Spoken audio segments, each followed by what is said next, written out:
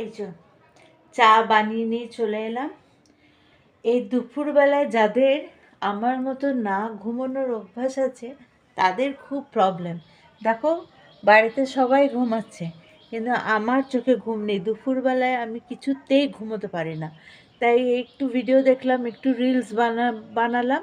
তারপরে এত বোর লাগছে, ভাবছি কটা বাজছে। তারপরে দেখছি 4টে বাজে। ঝেড়ে পড়ে উঠি, দিয়ে উঠে গিয়ে একটু চাটা করলাম।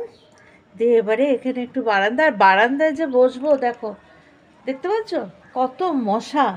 মানে বারান্দায় একটু শান্তি করে বসে চাটা খাবো সেটারও উপায় নেই, এত মশা।